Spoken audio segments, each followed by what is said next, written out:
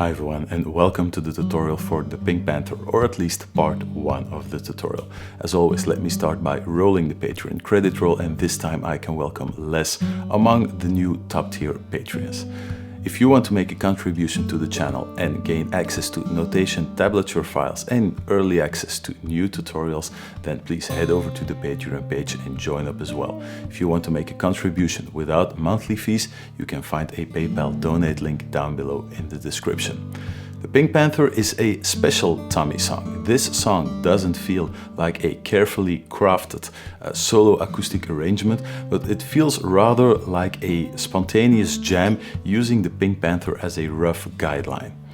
This means there is very little repetition in this song. Even the verses, which are mostly repeats and variations in most other Tommy songs, are vastly different from each other. That means this will make yet again for a very long tutorial, but I will use two different methods. I can sense that there are a lot of people who want to have a go at the first section, which is, and I'm saying this carefully, which is the easier section. So I'm going to go over this section in great detail, showing you all the fingerings, some alternatives where I think it is necessary, just to get as much people on board as possible. This will be in the first two parts. Part 1 will cover the intro and the verse. Part 2 will cover the chorus, the second verse and the transition into the double time section. Then part 3, or maybe even possibly part 4, at this point I have not edited the double time section yet, so I don't know how long it will turn out.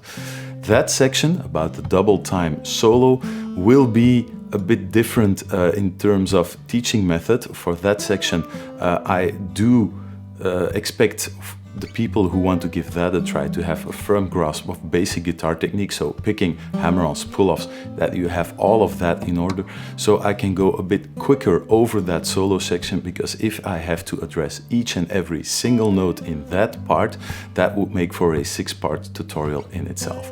But I'm getting way ahead of myself. First, let's have a go at part 1 and start with the intro. Good luck.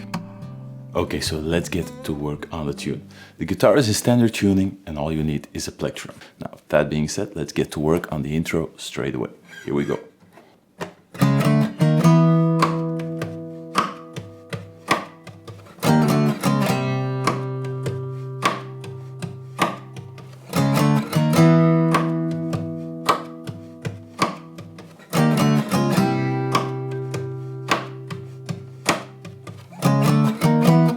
There you go, the full intro. Now, if you watch Tommy play this in the original video, you'll notice that he is using a feedback buster.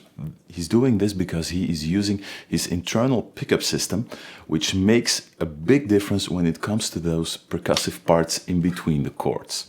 First, let's have a look at those chords. It's really simple. You're starting with a basic power chord, starting out with the index finger on the 4th fret. I'm always accustomed to using the pinky for a power chord. If you want to use the ring finger, then go ahead. It doesn't make any difference. So 4th fret, 6th fret, and you're just moving up chromatically. 4th fret, 5th fret, 6th fret, ending up on the 7th fret. Starting with an upbeat.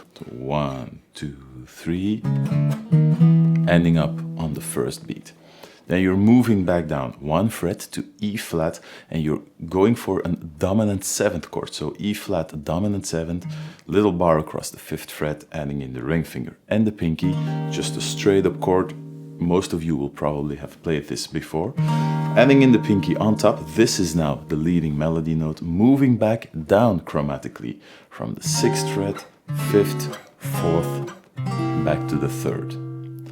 With the same rhythm, with an upbeat 1, 2, 3, same rhythm. So let's put that back to back. 1, 2, 3, 2, 3, 4, 1, 2, 3, 2, 3, 4, 1, 2, 3, and then just a repeat going back up.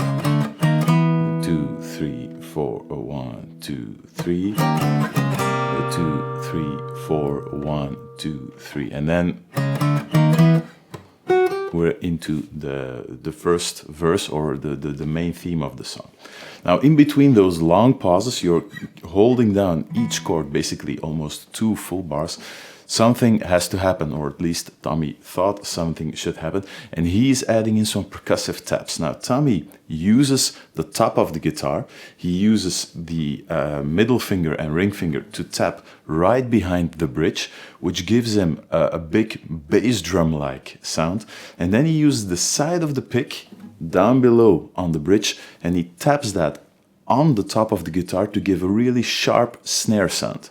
Now, take a good look at Tommy's guitar in the original recording. It's all beat up. Tommy himself admitted to playing or abusing guitars to the point where he actually played right through the top of the guitar, creating a hole and having to change out the guitar for another one. I'm not going to do that. I also would advise you, unless you have guitars to spare, not to do that as well. There is a second alternative. Now, first, if you want to get these percussive taps in, also take in mind Tommy is using an internal microphone, so he doesn't have to use a lot of force or a lot of strength in those taps to get a really big sound. Don't try to match the sound of those taps on the original recording, because you could end up damaging your guitar.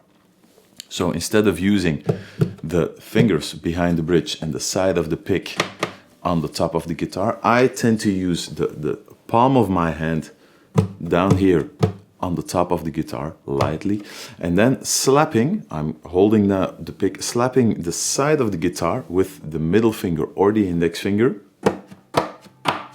for a higher sounding snare sound. So that's what it sounds like.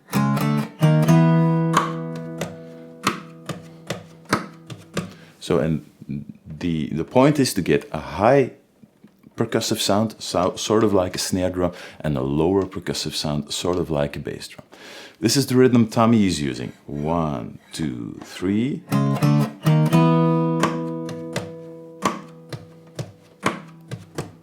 And then going back down.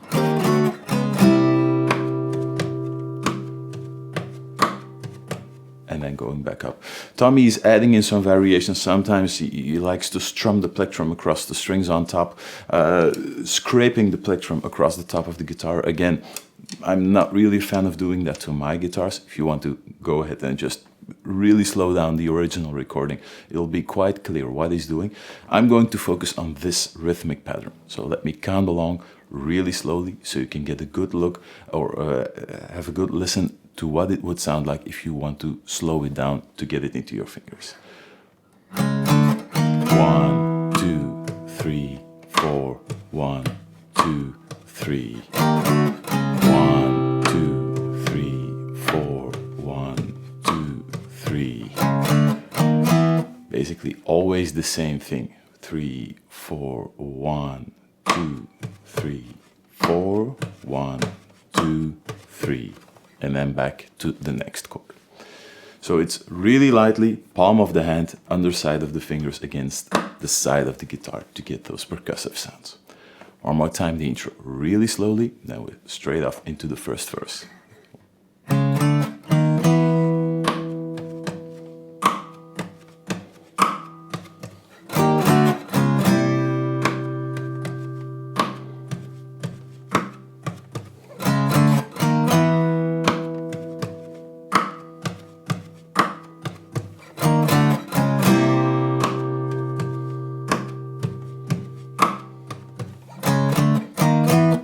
Straight into the first verse.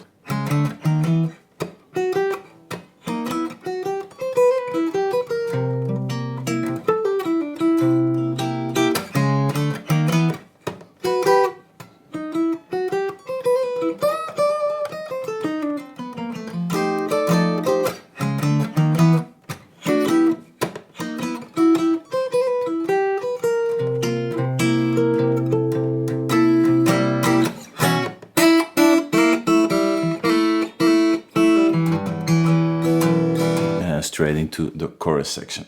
Now, if you want to get this tune down, I suggest you get a good look at the chords first, because the main melody is built around 2, maybe 3 basic chords. You're working mostly around an E minor chord based on the 7th fret. Most of you will know this chord shape, so bar across the 7th fret, adding in the ring finger, pinky and middle finger on the 9th, and 8th fret.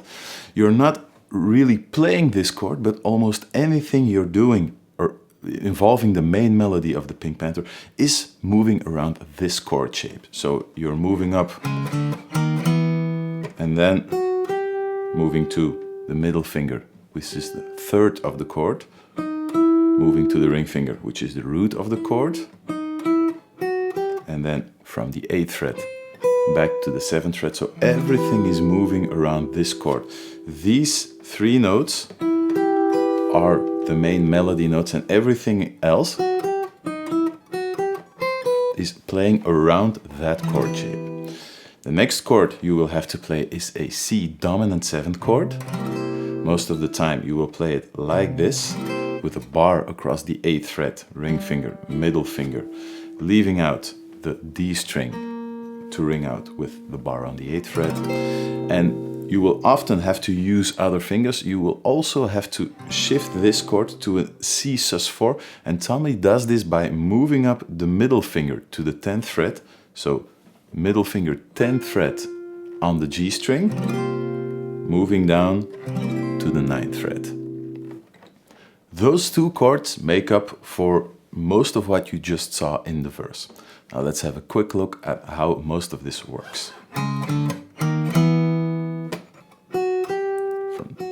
Just from the 7th fret to the 8th fret. Then I use a little bar for that double stop. You could also use 2 fingers if you want to.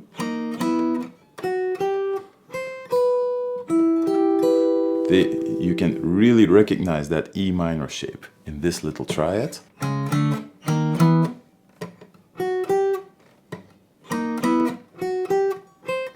And often when playing that top melody note, you will do a quick trill, hammer on and pull off right after playing that melody note on the 7th fret. So from the C 8th fret to the 7th fret B note, and then hammering on and pulling back off really quickly.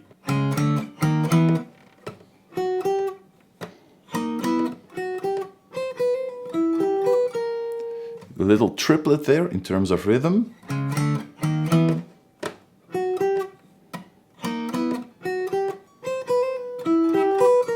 Moving to the pinky on the 11th fret, and then going for that C dominant 7th chord, starting out with the sus4 voicing, so moving up that middle finger, which is a strange feeling in the beginning. Could be that you have to twist your wrist just slightly towards the guitar to get that middle finger in at the correct position. Resolving to a dominant 7th chord.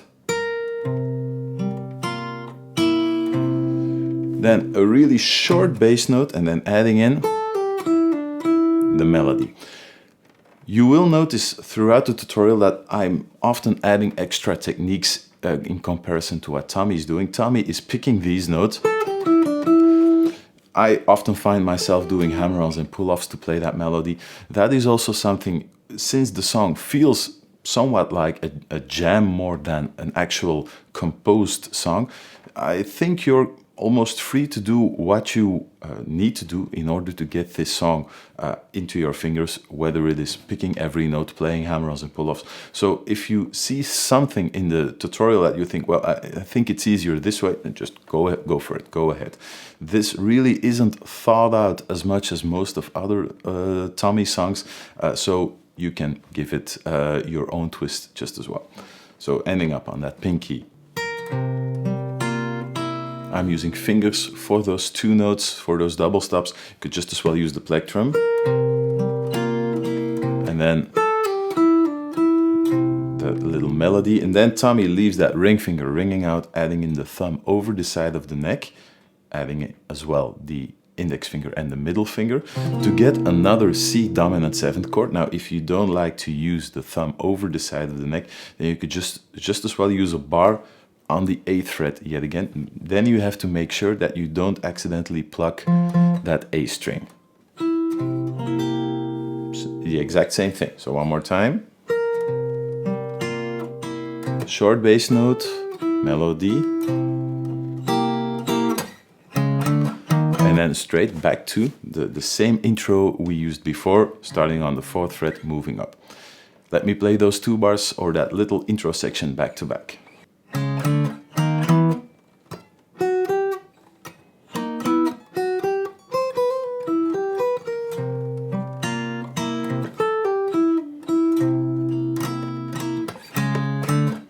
And then moving back into the melody, Tommy pulls that first chord just a little bit earlier. So instead of the second half of the beat, he pulls it in front of that timing by 1/16th note.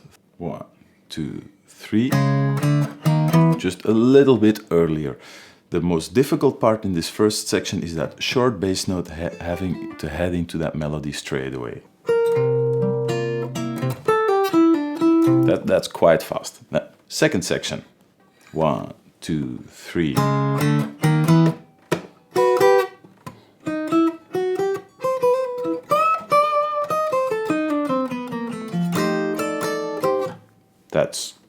Most of that is repetition or is built around the same thing. So the same intro lick going up to the 7th fret, then a little double stop, little bar across the top 2 strings on the 7th fret, adding in the middle finger on the 8th fret of the B string, and then the same melody. And then a quick bend on the 10th fret of the high E string. Full step or one tone going up 2 frets.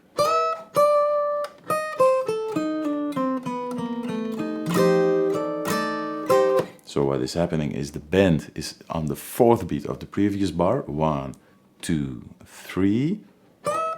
1, 2, 3, 4. And then Tommy goes back to the 8th fret on the G string.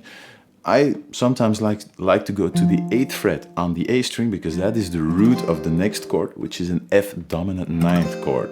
So again, this is one of the things you can change if you like the sound of it.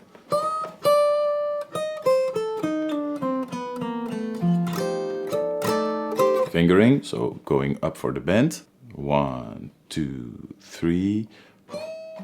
Then pinky to the index finger 8th fret, ring finger 10th fret on the B string, index finger 8th fret on the G string, sliding down to the 7th fret, and then chromatically pinky on the D string 10th fret, ring finger, middle finger, index finger going down just half steps all the way through, and then Tommy adds in a bar playing the 8th fret on the G string and then adding in the chord ring finger across 3 strings on the 8th fret, index finger 7th fret on the D string, middle finger 8th fret on the A string, adding in the pinky on the 10th fret across 2 strings to create a 13 dominant sound. Back to back with each other. 1, 2, 3. 1, 2, 3, 4. Straight back into the next opening lick.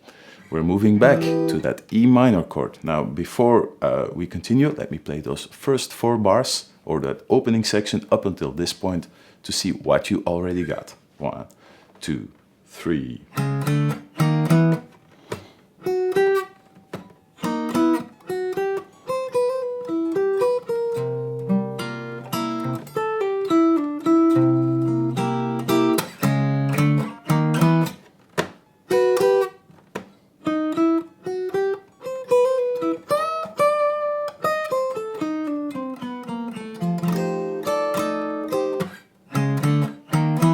Next section.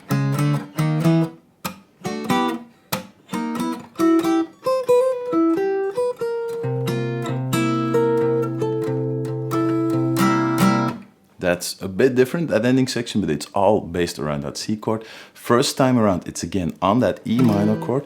Just a lot of different frills, but again, all based around the chord. 1, 2, 3. Tap. Just from a bar at the 7th fret basically a D triad, adding in the E minor chord again.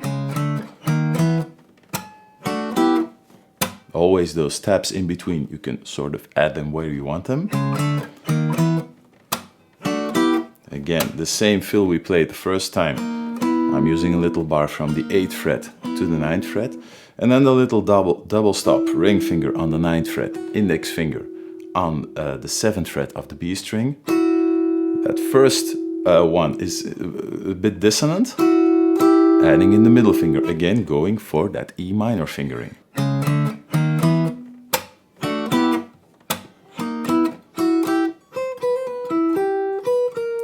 Everything else around that E minor chord we played before.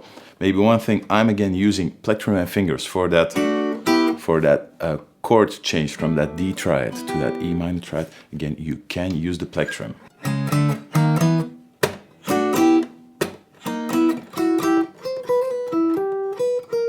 And now pay attention to this because the timing is shifting just a little bit. You're ending on that pinky on the first beat of the bar, which means that the bass note is pulled behind the first beat, which, if you're not careful, can give you some timing issues. So make sure you get this. 1, 2, 3, 4, 1.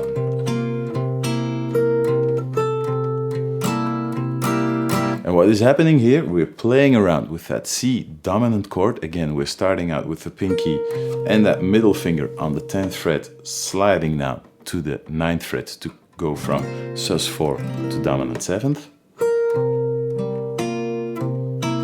Again, I'm using plectrum and fingers. Plectrum alone works perfectly as well. And then we're moving down the pinky to the 10th fret and ultimately just to the 8th fret across the bar. 3, 4.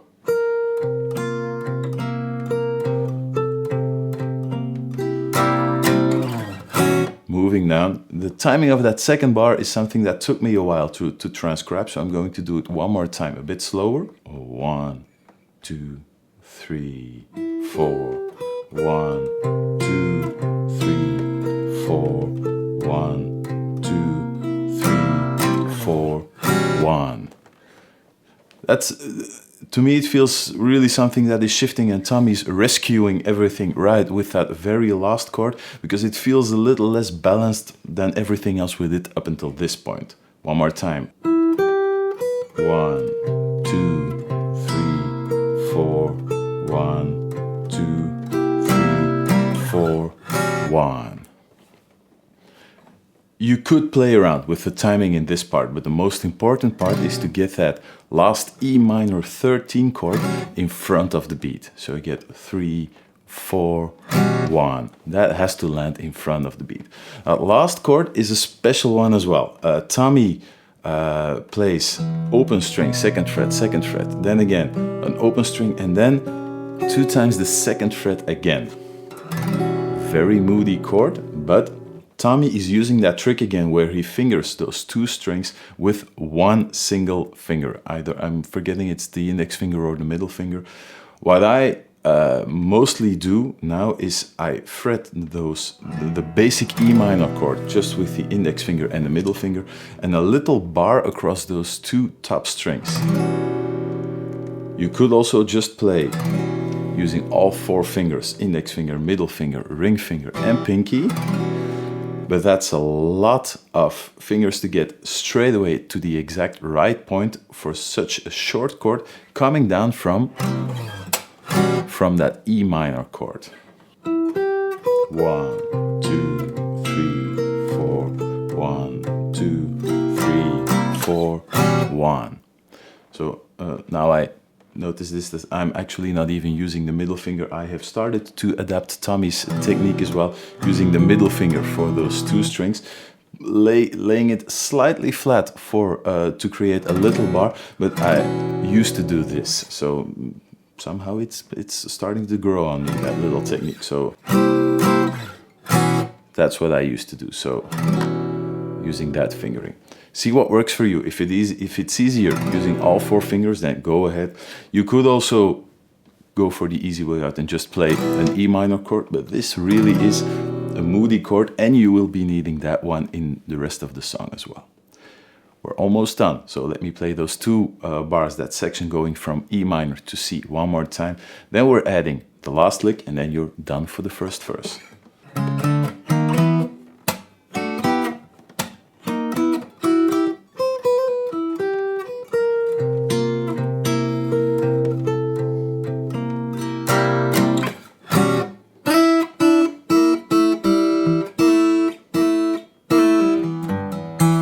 So that's the last lick. It's a really classic blues lick, sliding from the 3rd fret to the 5th fret with the ring finger, while playing an open E string.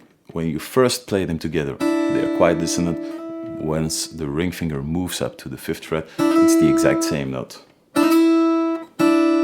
Going back to the 3rd fret, one time, the first time Tommy doesn't play that open E string a second time. The second time he does, again, it doesn't really feel like it's all thought out. He's just going for it. So sliding up to the 3rd fret, and then in this part he's sort of skipping that swing feeling we had up until this point, and he's really playing it straight. So sliding up with the middle finger to the 3rd fret, while always playing the open E string with the middle finger in the right hand. So plectrum and middle finger, back to the 2nd fret, open string going to the middle finger on the D string, 2nd fret. Again, this lick will pop up a few more times, and then he will play that open string 3 times. And now the first time it's only 2 times. Again, don't overthink this. This is just playing a blues lick. That's all what it's about. Then going for quite a few quick slides. That first 3rd fret you're seeing is an embellishment, so that note doesn't really carry any rhythmical value. It's really quite quickly 1, 2, 3. You're as short as possible, that top note, before you slide down. And then the 3rd time it's sliding down, pulling off to an open string to the D string, 2nd fret. Then ring finger to the low E string, 3rd fret, pulling off to an open string. And then I normally use the middle finger to plug that last E note, 2nd fret on the D string, so I can get strumming straight away with the plectrum. Again, it is possible to just do this with the plectrum.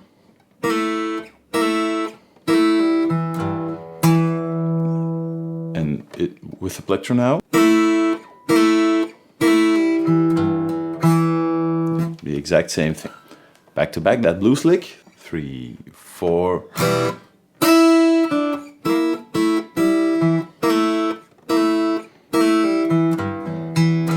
Straight to an open E, which is the first note of the next section.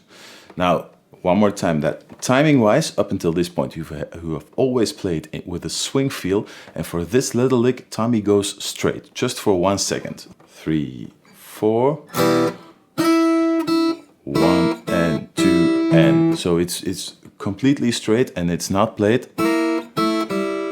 So that's the difference. With the swing feel, 3, 4, straight, 3, 4. It's a small difference, but it does add something to the ending of the first section. You are completely done with the first verse. Let me play it 1 time all the way through, really slowly, then we'll have a look at the chorus section.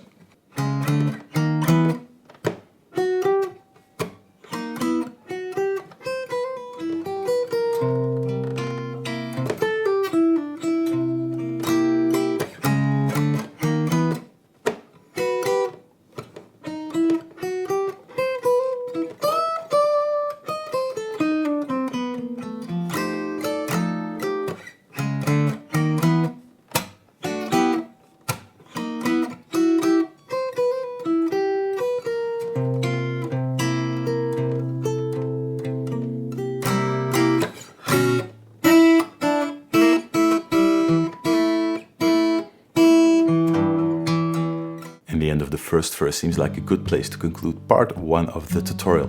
Take some time to get all of this into your fingers. I will be back next week with part 2, which will cover the chorus as well as the second verse and the transition into the double time section. See you then. Bye bye.